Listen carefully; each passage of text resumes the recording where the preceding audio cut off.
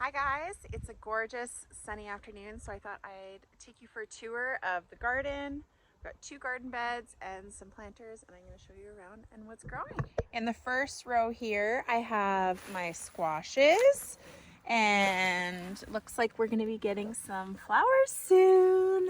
So these are winter squashes and summer squashes, and spacing is a little tight. But I'm hoping that we're still going to be able to just cram everything in. You can tell this will be like a zucchini or something.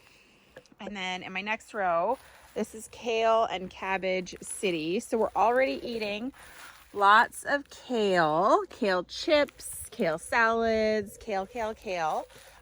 Beautiful cabbage that's starting. It's not quite heading up. Things are a little bit slower this year. This is a different kind of storage cabbage that's coming in that looks really good. Last year when I grew kale, we had 5 kale plants, and I swear you could just survive off 5 kale plants. But of course I have to plant all the kale, and I really wanted the blue frilly kale. I think it's called blue lace, because it makes really good kale chips, and the kids love kale chips. And the grown-ups love kale chips too. Let's be serious. I'm excited about the chervil. It's looking really nice. It's my first year growing it as a herb, so I hope it does well and we get to eat it. I also planted amaranth, which is doing great. I've got some here too at the beginning of my bean row. I don't really know what I'm gonna do with it. Can I eat it? I don't know. Oh, and this is my broccoli. Hopefully it does well. I started another succession of broccoli, so a lot of bug damage in the broccoli, but I think it'll still make a head. The beans, which are behind me here, took a huge hit this year.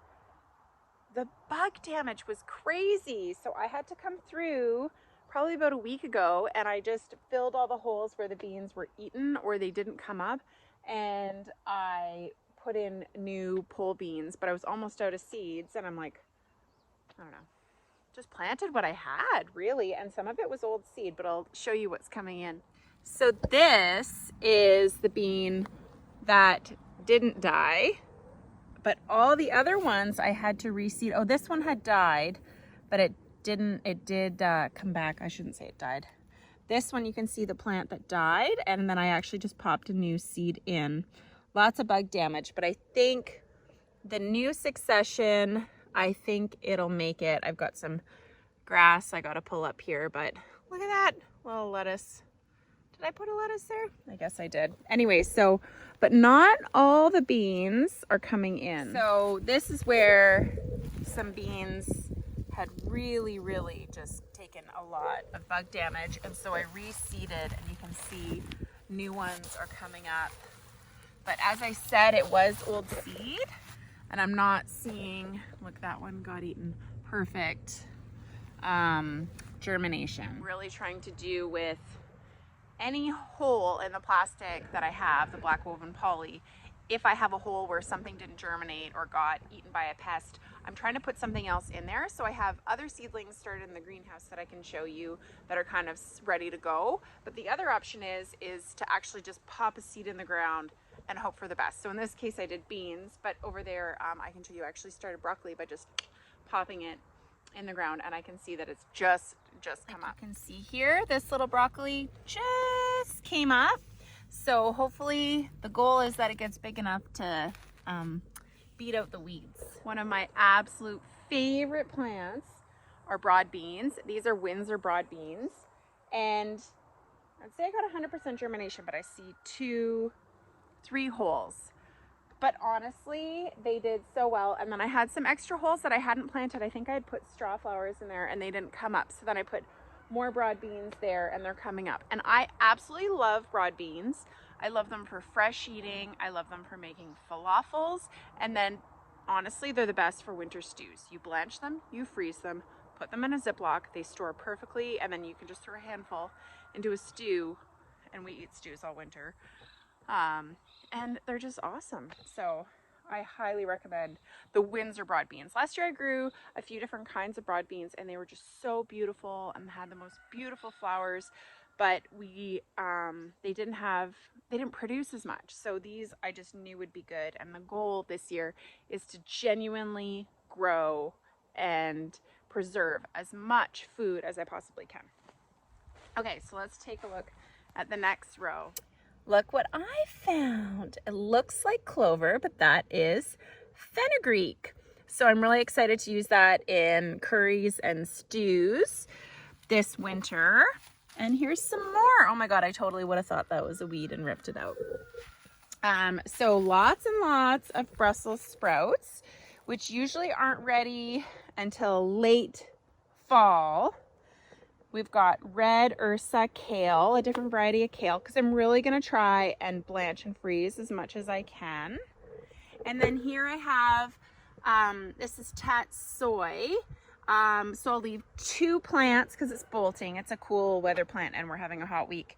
So I'll leave 2 plants and let those go to seed. And then over here, you can see the tricolor chard. The chard is taking a beating from the bugs this year. You can see, like, look at this one. Oh my God. But my family probably wouldn't even want to know that I do this, but I will take the chard, and when I'm making a salad, I will chop it up really teeny tiny. Like, I wash it really well. I soak it and wash it, and then I chop it up really teeny tiny so that they can't tell that some of the leaves are bug eaten. Is that the worst? But honestly, it's just these big, beautiful leaves and they're just ruined.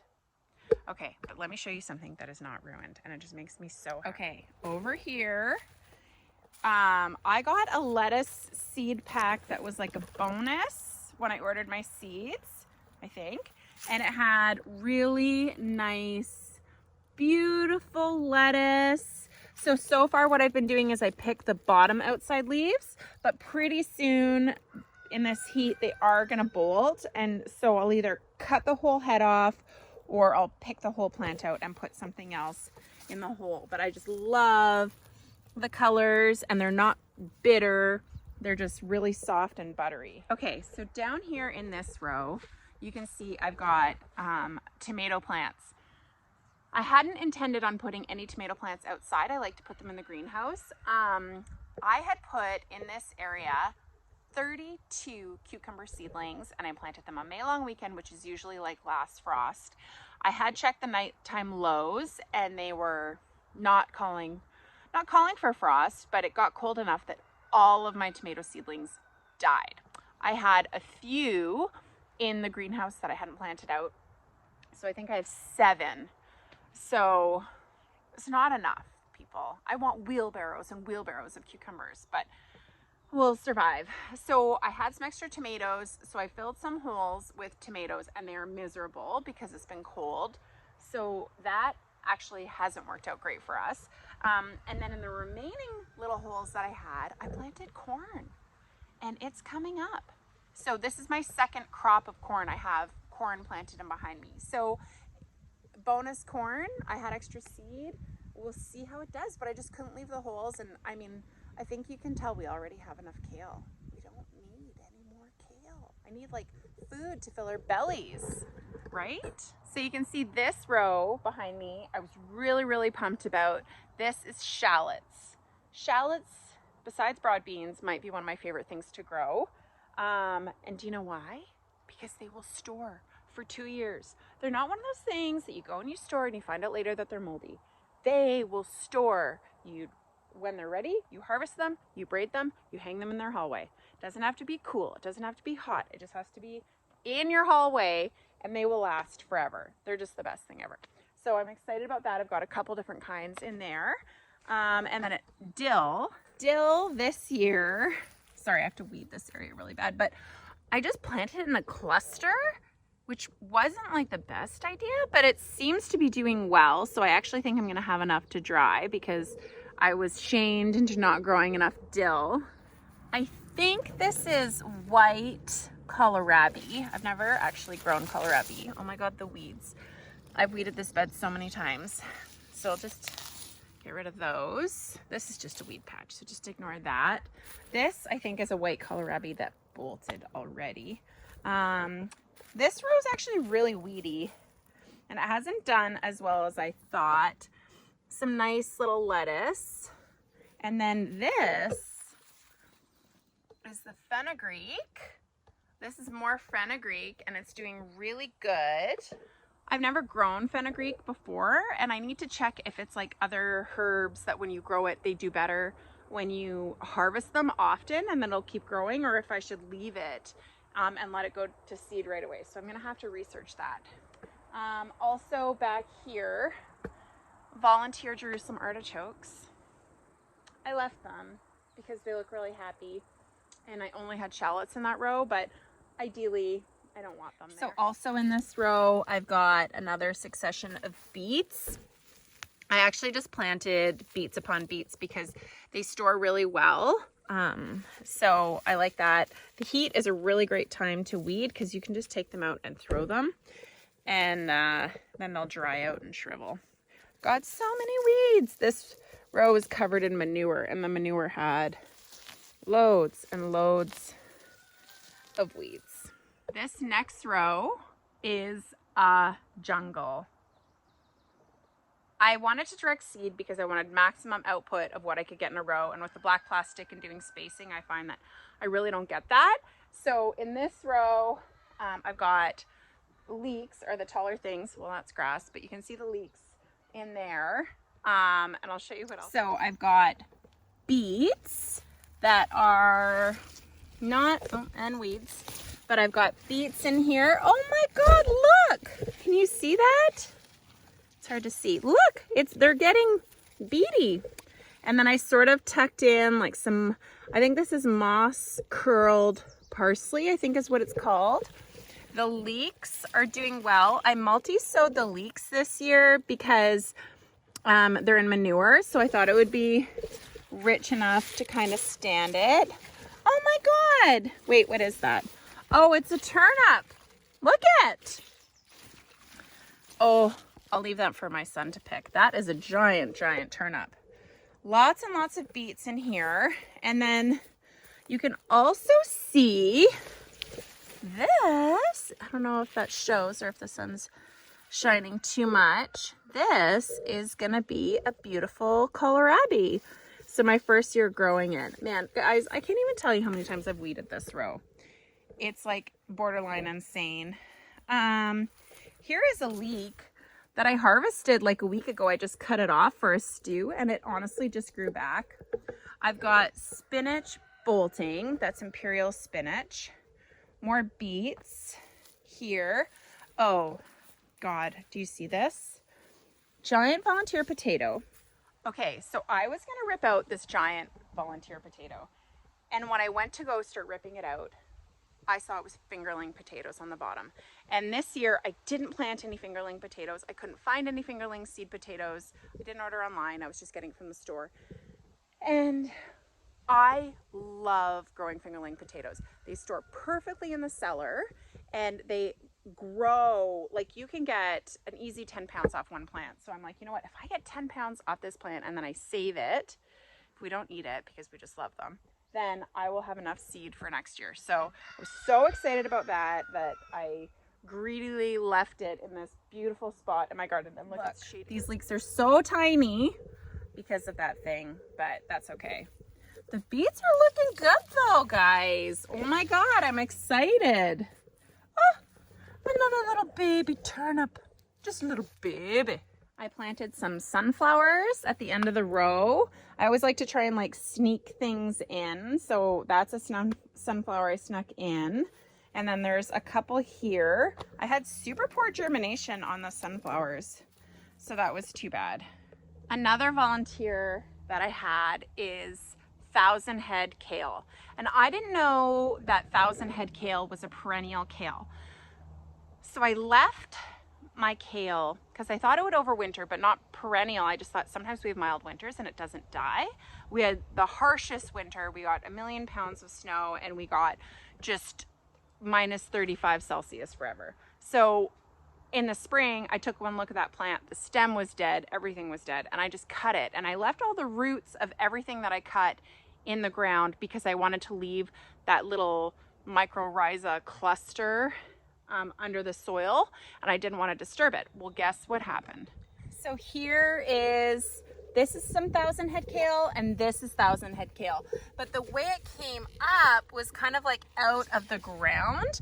So I'm hoping to keep it small because 1,000-head kale gets huge. And then I just harvested salads, kale chips. I found 1,000-head kale was really bitter. It seems to be more tender this year, so maybe it's not so bad. But yeah, maybe I'll just blanch it and freeze it. I'm really trying to blanch and freeze as many greens as I can. I'll show you this really atrocious looking white chard that I'm just gonna blanch and freeze. And right now I'm standing in what I thought was tatsoi. It's something like a Chinese green that I have saved seed for like 4 years, and I planted it. So I don't even really know what it is, but you can eat the flowers. They're really nice in salad, and I'm gonna blanch and freeze the greens. I should be doing that now, but I'm doing this video. I'll show you these. So you can see the chard is just like huge leaves, but it's just being eaten and eaten and eaten. So I don't know, I'm almost tempted to cut it down. Over here, these are mustard greens that I already harvested, and I replanted the rows. This is like a little baby beet that a seedling I had put in. But here, I'm actually gonna let this go to seed, and I'm going to eat the seed pods and save some of the seeds. So I've got 2 plants, plus bees just love it. So this is my pea row, and I have to say this was like almost the biggest fail. The peas I planted super early, March, early April, and it's been really cold, it's been really wet. We are an inland rainforest, but it's just been like extreme. And they didn't come up until quite recently, and they're just getting their first flowers. It's called a homesteader pea. Obviously I would order the homesteader pea. That it said that on the pack that it didn't want to germinate till the soil was 19 degrees Celsius. And I didn't notice that when I ordered it. Anyway, so we'll see what happens. I also have in here more of that Chinese green from the seed that I saved. And I also have a really nice, I don't know what it's called. I'd have to look it up, but it's mustard green with really purple leaves. I absolutely love it, but I also need to blanch and freeze it. But that's okay. So I had a blank space here, and I planted out some tomatoes. These are beefsteak tomatoes, and I'll use the trellis from the peas. So I'm hoping when the peas are done, the tomatoes will be big enough that I can put them on the trellis. See what happens. Okay, so something super exciting. Last year, I had a friend, I think in the fall, mail me these Chinese artichokes. I think that's what they're called. And they're like a little tuber. They're in the mint family, and they taste like mint. And I had prepped this whole area, and I basically took the most care in planting them in the fall. And come spring, they didn't come up. And I dug through the ground, and I couldn't find the tubers, and I'm like, oh, it's too cold, they rotted, is what I was thinking. And then like weeks later, after I'd made my rows and changed everything, they came up. So they're kind of intermixed. They're in the paths, they're in the rows, but I don't care. I love them so much. I'm so excited. My best friend sent them to me. And I just think I love planting unusual things because I feel like our North American diet is just so limited to like the conventional things from the grocery store. Karen! My chicken, she's so noisy. She's Americana. She just tells the world. Anyway, so I really am excited to see what these taste like and how they grow. And I don't know, do they flower? I better Google it. I'll have to see. But just really excited to have something different in our diet that, of course, feeds our microbiome. Also down here, very similar to this mint, this is lemon balm. Very, very tiny, but just the weeds. But also really excited to have some lemon balm. The nasturtiums here, oh my God, so tiny. Hopefully they'll pop. Another volunteer here, borage. I tell you, you only ever have to plant borage once. In this row, well, you can see at the back are carrots, which I did start thinning. I probably need to thin them some more borage. And then I have green onions. So I'm hoping to get lots. The chickens got into this row. You can see the carrot seeds, like it's kind of scattered. And the germination I thought would be amazing has just been the worst. Like I have seriously probably planted like 2,000 carrot seeds carefully, and the chickens ravaged these rows. I was putting electric wire, doing everything I can to try and keep them in their field, and they were just making up their own mind. So, you know, it's one of those things where it's like with gardening, like you don't know that you're going to get crazy pests. You don't know if there's going to be hot or cold or what's going to affect your crops that year. And I think that carrots, it's just one of those things. So we have a ranch about 3.5 hours from here, and I am just going to go there and buy bags and bags and bags of carrots for us to store for the winter, because obviously the carrot crop is not happening. Onions here are looking good. So these are Elsa Craigs. I already harvested the tops because they were starting to fall over, but obviously the onions aren't ready. Volunteer potato. Oh, look. Oh, volunteer carrot. Not volunteer carrot. I've been ripping out these potatoes. I don't know what they are, but I actually really want my onions to do well. So they're looking pretty good. I would obviously like more, but I'll be happy if they start to make some big bulbs. Okay, so we're getting into the part of the garden that I might classify as like my secret shame. Anybody have a like part? Oh God, my greenhouse. Part of my greenhouse is my secret shame. This is my other secret shame. So the garlic is doing really well. I'm just getting the garlic scapes. They're coming up, and let me show you. I'm about to harvest them. I've harvested some of them, but I like it when they make a perfect curl and come all the way around. And these haven't fully curled. Let me show you this one. It's kind of almost a perfect curl. So when I've had that full curl, then I know if I cut it at the base, I'm getting my max garlic scape love. We've already eaten some fresh. I think I'm gonna get into pickling territory so we can have them for Caesars. Not that I'm a big Caesar person, but if I had garlic scapes, I might be. But the shame is the weeds. I had planted carrots. Oh my God, I can see some. In the center of the garlic scapes, thinking that when I harvest the garlic, then the carrots will have time to come up. And yeah, so they're in there, and I need to weed this row so bad. I was kind of thinking like, oh, I'll just weed it when I harvest it in July, but like things are really growing. We've had a lot of rain, so I think I have some stuff to take care of. So this is my corn patch. It's not huge, but it's good. Somewhat okay germination. And this is a tricolor non-GMO corn, so I'm excited to see how it's gonna do. I'm in my potato row. So I planted my potatoes, and I was like pseudo doing this Ruth Stout method where you like put the potatoes on the ground and then just put hay on top, which I've done for years, but I actually didn't have hay. So I used grass clippings, which I've done before and is okay, but I think it affected the germination of the potatoes, or it was the weather. I don't know, but I've had super, super spotty growth for these potatoes.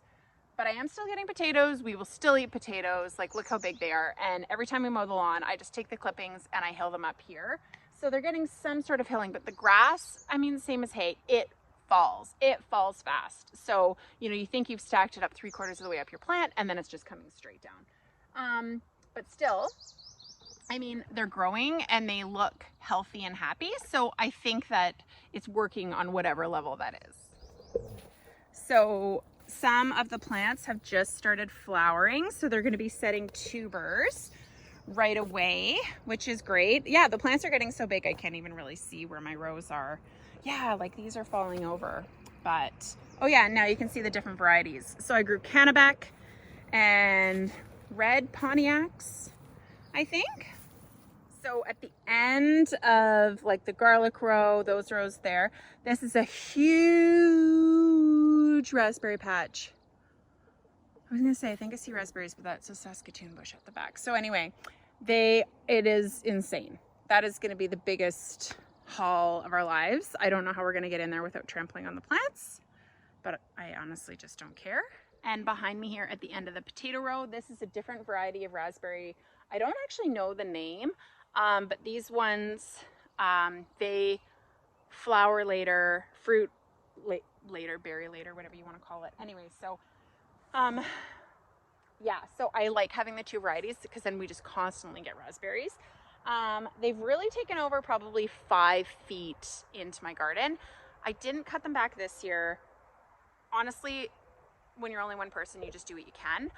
But next year or in the fall, I will actually dig up some of the volunteers and I'm gonna move them to a different part of the property. These ones are really happy and they're coming into the garden because I've been putting manure and chicken shavings and everything. So they wanna come in here and they're happy. So I need to start a new spot for them with manure and wood chips and just make it beautiful so that they'll thrive in that area. But I have to say the first 3 years that I planted raspberries, I didn't get any. No. I thought they were dead, and then all of a sudden this happened. So there's hope, people. Your raspberries want to live.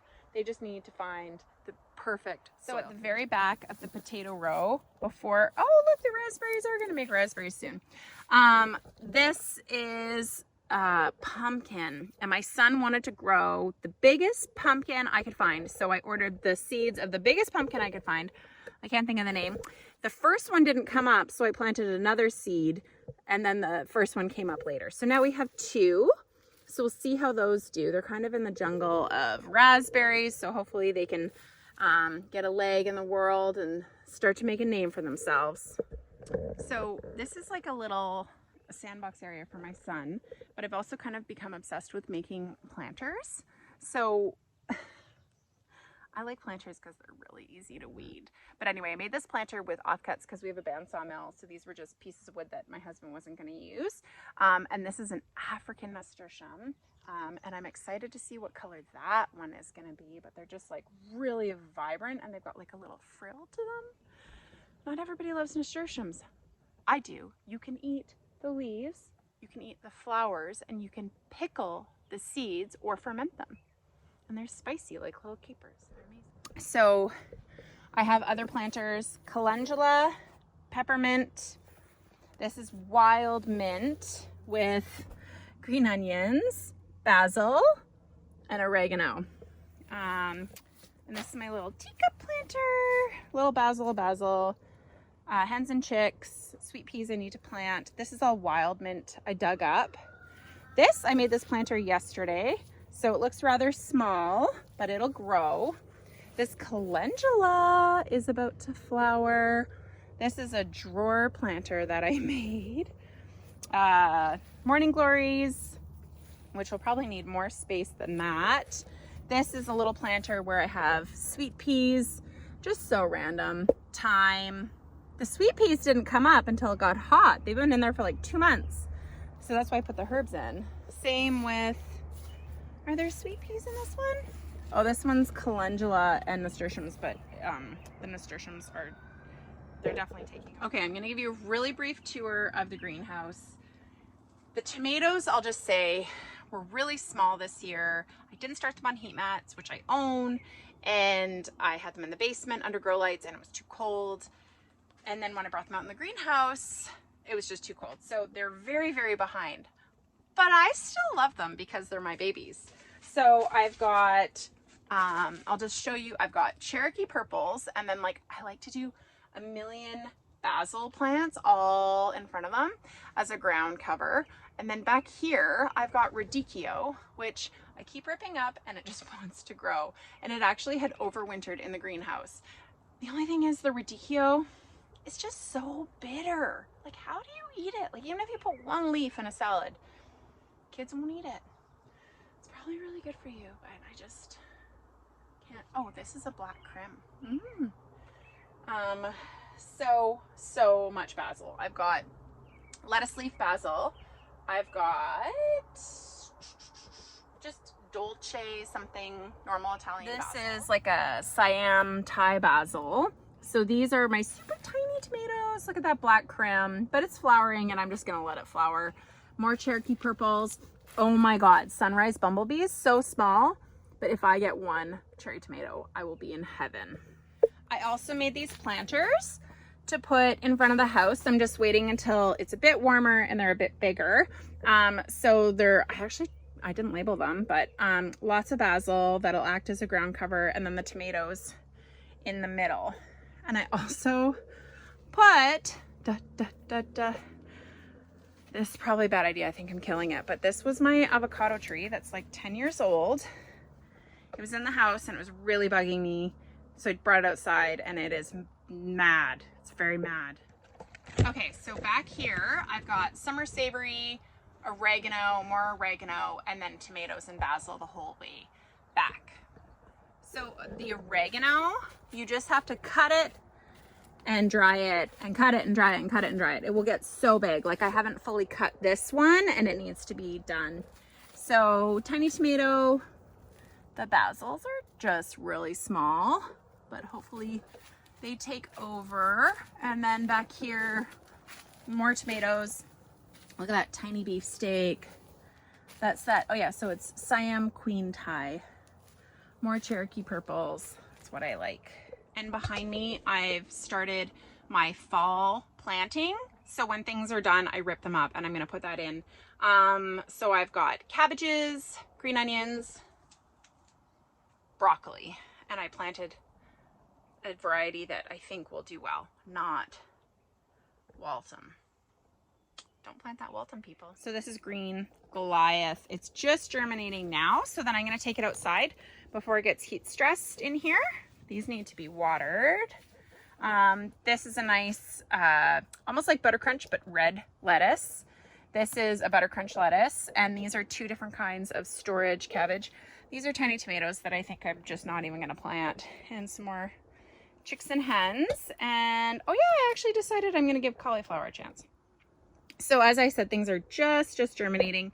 And then I am going to take them outside because I don't want them to be heat stressed. So this is all peppers and all basil. It's really small. I planted sriracha peppers, lettuce leaf basil, and orange lipstick. Orange spice jalapeno pepper. Oh yeah, I gotta show you. Oh, there's so many bees in here from the, I don't know if you can see that, but there's a big fat bumblebee. They just love the time. I have a planter outside the front door. This one's calendula. This one's getting buried. I need to like pick it up, move it, and mow in here. But it's got sweet peas. This looks like a weed. It's got a weed and calendula. And it's just getting eaten, so I think it's just really not happy in the shade like that. And this is another African nasturtium. Look at the color. Like, oh my God, so cool. And over here, looks like nothing, but I'm actually rooting pussy willows. Pussy willows grow really well for like bank stabilization, which we have some banks that are eroding, so I want to put them there, but they're also just really love ornamental. And so they're just really awesome for planting, and then you just cut them early spring when they make their little buds. I wasn't gonna say it, people. Not gonna say it. Oh yes, my greenhouse caved in slightly, and we do have to do some modifications, which will happen. So this is a little area I actually planted yesterday. I've had cardboard down here for 2 years and the grass wasn't coming up. And so I had some seedlings that were just, they needed to go on the ground. So I kind of just made it up. So this is an everything area. So more nasturtiums, really tiny baby kales, hens and chicks, peppermint. Look, it's just so small. So I'll probably regret putting mint anywhere near my garden, but we'll see. Nettle, so little baby nettles. And this can be like a little perennial area. Oh, and a tiny tomato. I don't know why I put it in, but it's like, do I throw it out? What do I do? What else? Little hens and chicks. This I think is a little peppermint. I mean, I will make a growing area out of anywhere I possibly can.